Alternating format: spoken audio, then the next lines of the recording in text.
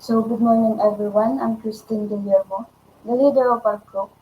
On behalf of my groupmates Andrea, Cassandra, Ira, and Avril, who will be running the presentation slides, I'd like to welcome you to our presentation about the Kankanaey people, one of the indigenous groups of the Cordillera region in northern Luzon.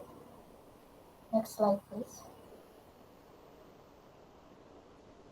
So today we'll share their history, culture, tradition, creative crafts, and their traditional houses and villages to help us all appreciate the richness of their heritage and the importance of preserving it. And of course, later we will also introduce our Kankanaey Smart House model, showing how we blended their traditional elements with the modern design. Next, next slide, please. So to begin with, let me give you a short background. The Kankanaey, sometimes called Kankanay or Kankanaey, are the indigenous group living mainly in the Cordillera Administrative Region of the Philippines. Most live in Mountain Province and Benguet, with the smaller groups in Ilocos Sur and La Union. They speak the Kankanaey language, which has northern and southern dialects, and their population is estimated at about 300,000. So long before the Spanish arrived, the Kankanaey had already built rice terraces and clustered mountain villages. They practiced both wet rice and swidden farming, traded with the lowland Ilocanos, and knew of the region's gold deposits. So Spanish expeditions tried to control the area as early as 1572, but the rugged terrain and their strong community life helped them keep much of their autonomy and traditions. So that concludes the introduction and history of the Kankanaey. So to give us deeper look at their culture and traditions, let me now turn it over to Ms. Andre.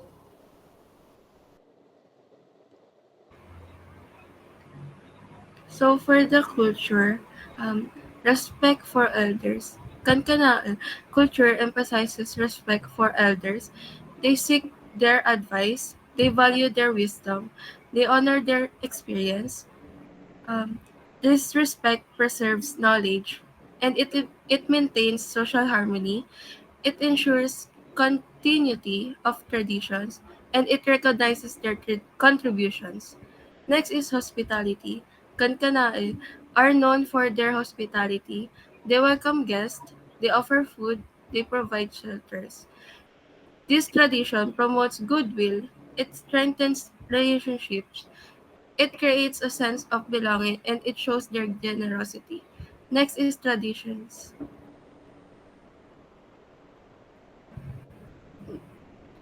First is animis. The Kankanaey believe in spirits of their ancestors, ap- apo, or kakading, and earth spirits called anito. Deities. Their belief system includes a pantheon of male or female deities, with with kabinuan as as the supreme being responsible for the well-being of all. Next is ceremonies. Pedit, a ritual to bring good luck to newlyweds. Next is pakde, a cleaning rite to rid the community of death, causing evil spirits. Next is pamakan, a ritual meal offered to unseen deities and spirits for various occasions, often as a healing rite. Last is Dawis, a cleaning rite performed after a burial to drive away the spirits of the dead. Second is social structure. Hierar- hierar- Hierarchical society. The Kankanaey have a traditional class system with an upper class called Kadangyan. The Kadangyan are responsible for maintaining family names, managing property, and upholding tradition for future generations. Next is courtship and marriage. Northern Kankanaey, courtship often involves a man serenading the woman of his choice with traditional instruments like a wedding, harp, panpipe, diwas, or a nose flute, kaleleng. Marriage process. After an agreement between the families, a ritual called dawak or bayas. The marriage celebrates itself involved various sub-rituals like the segap, entering the house, pakde, sacrifice, and betbet, butchering of a pig to inspect its spine for omens. The celebration can last for a day or more with gift giving, mensupot, and the transfer of inheritance, sekat ditawid. Next is agriculture and community life. Rice terrace farming. The Kankanaey are skilled high-altitude farmers known for their elaborate rice terraces. Next is agriculture rituals. Their farming cycle is marked by specific rituals. Padog, a one-day rest period for the community when seedlings are ready for planting.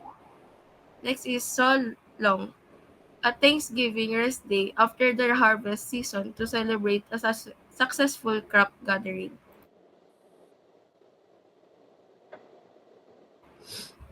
Last is clothing and crafts. Traditional attire in men traditionally wear a long cloth called a wains and a woven blanket for an upper garment. For women, wear a wrap around skirt called a paningay or tapis held in place by a cloth belt and a short sleeve blouse called akaba. Weaving and textiles. Kankanae weaving is rich in cultural significance, using materials like abaca and featuring symbolic geometric designs and animal figures. Last is pottery and gong making. They are also known for their traditional pottery and the craftsmanship of brass gongs, which are crucial for their cultural ceremonies.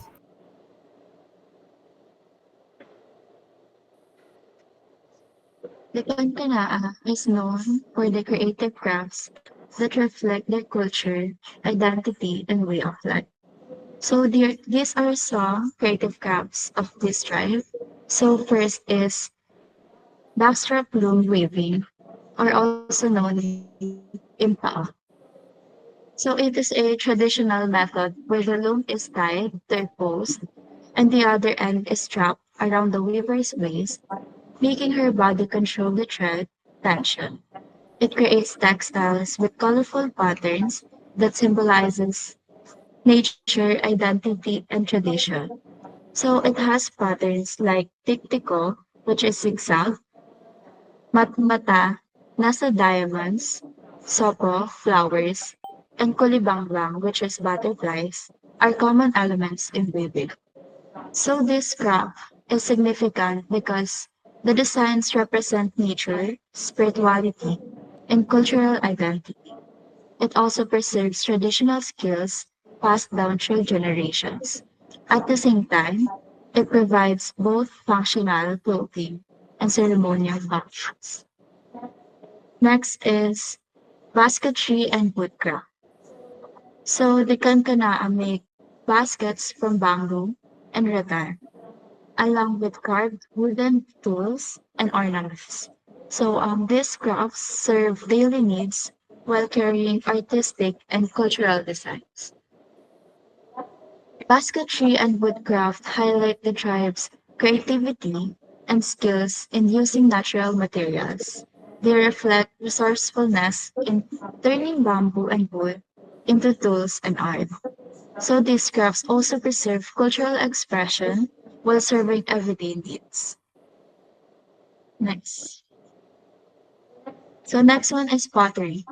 Pottery is made from local clay, shaped, dried, and fired to form jars, cooking pots, and ceremonial baskets. So the designs often mirror natural forms and serve household ritual functions. So this graph shows the tribe's close relationship with their environment. The pottery provides durable containers for daily living and also in their spiritual practices. It also reflects artistic traditions that connect past and present generations. And lastly, the beadwork and ornamentation. Beadwork and ornaments are crafted from beads, seed, brass, and stones to make necklaces, earrings, and headpieces. These are worn during special occasions and rituals as symbols of beauty and status. So the ornaments are more than decoration because they show identity, status, and tradition within the tribe. They also carry symbolic meanings linked to cultural pride. At the same time, they help keep ancestral heritage alive through practice and design.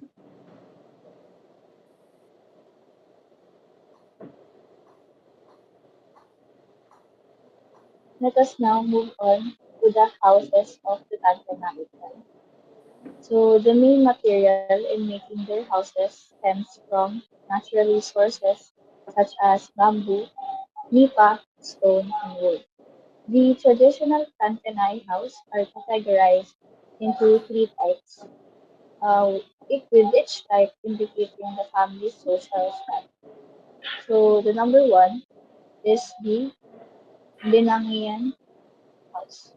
It has a similar features of an Ishigal house with a high hipped roof with ridge parallel to the front. It is generally owned by families that are well off in the tribe. Roof drops down to about 1.5 meters from the ground, hiding the house base. The house rests on three joist supporters by two girders of four posts. The wooden platform near the ground extends on the eaves made from board planks laid above the ground, which is a space designated for weaving and for cooking. Around the perimeter of the house is surrounded by stone paved. So lastly, the key feature in its interior layout is the attic, the space between the roof and the walls that serves as extra storage.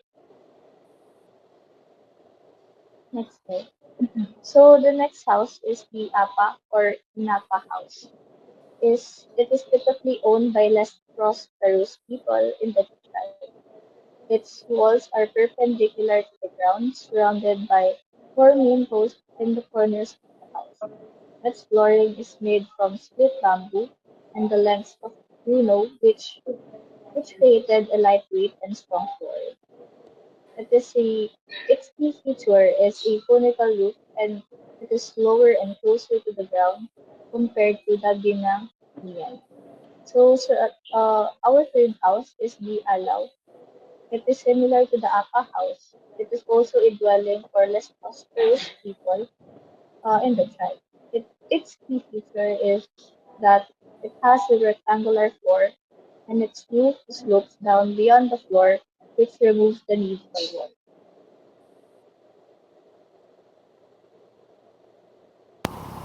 So for this part, I'll introduce our two-story Kankanaey-inspired house model, and our concept was to design a modern home that carries the spirit of Kankanaey culture. We took inspiration from the traditional triangular roof form of their native houses, so the overall design of our design follows a strong triangular shape. Rather than copying an old tribal house, we reinterpreted their ideas of community, resilience, and harmony with nature into a house that works for today's lifestyle. Every side of the structures shows elements drawn from Kankanai's crafts and patterns, but in a fresh and contemporary way. This two-floor layout also reflects how their communities grow upward on the mountains, symbolizing strength and continuity. And now my groupmates will explain each elevation, the front, right, left and rear, and show how the materials and details connect to specific Kankanaey symbols and traditions.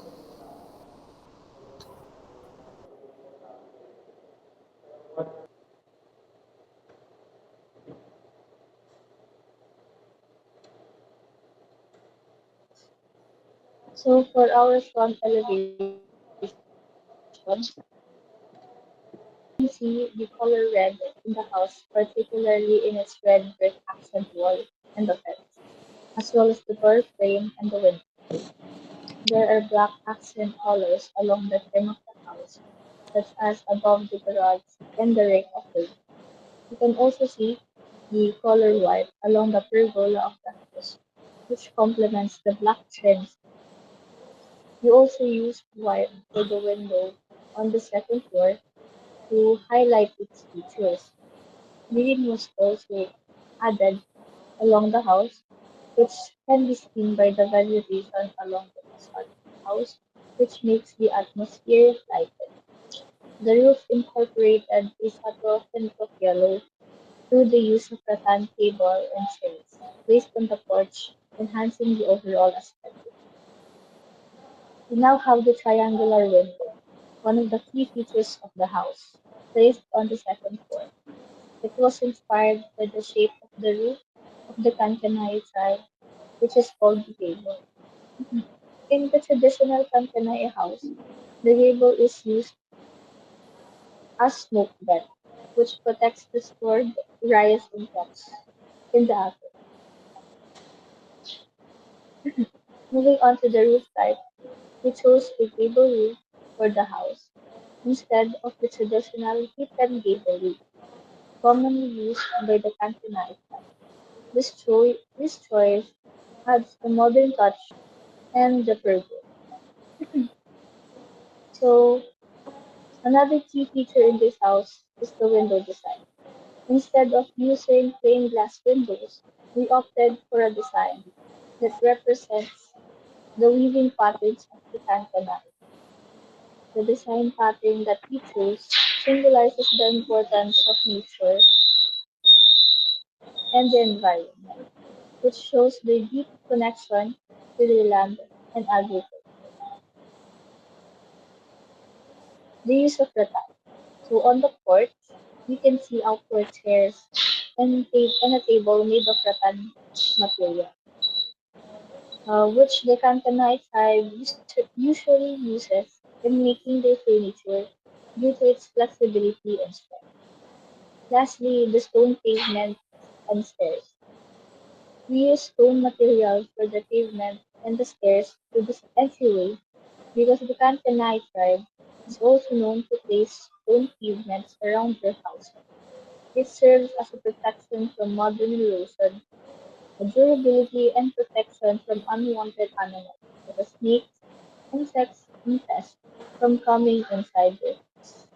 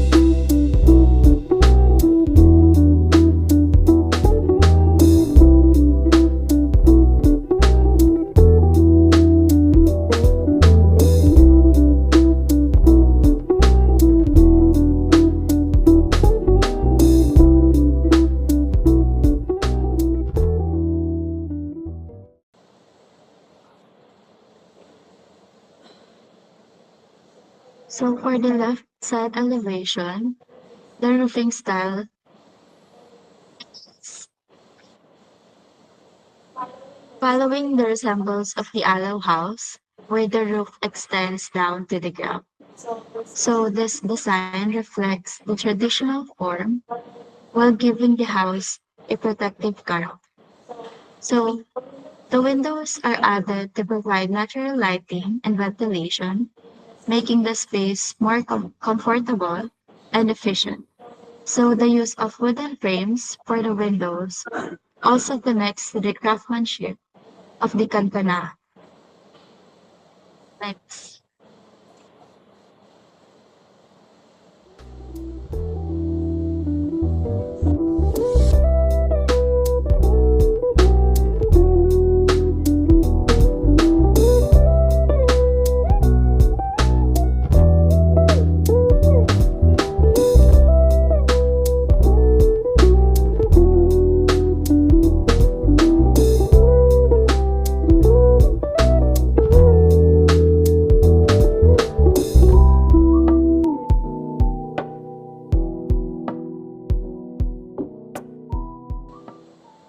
So for the right side elevation, as you can see, the form of the roof extends downward, which resembles the one of the type of Kankanaey house known as the Alaw.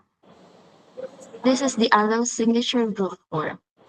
So for the roofing material, we used reed, which ties the design to indigenous practices of using natural and locally sourced elements. Next, for the balcony railings, you can see that they are patterned. So the design is inspired by the weaving or textile patterns of the Kankanaey tribe. Lastly, for the windows, specifically the window frames, we used wood. This choice echoes the wood craftsmanship of Kankanaey architecture, where houses were primarily constructed with timber. It highlights their resourcefulness and respect for nature.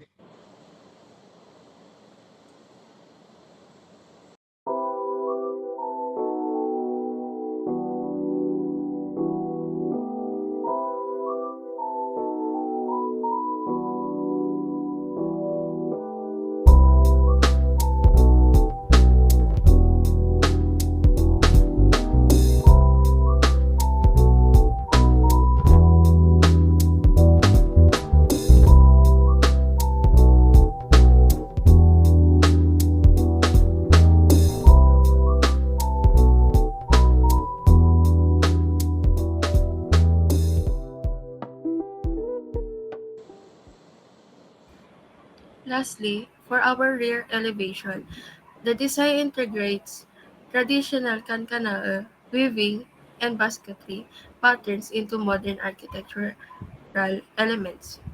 As for our door, is dark and framed with red trim, featuring a pattern inspired by the Kankanaey's Inabel weaving. This pattern, reminiscent of interwoven threads, adds a touch of cultural significance.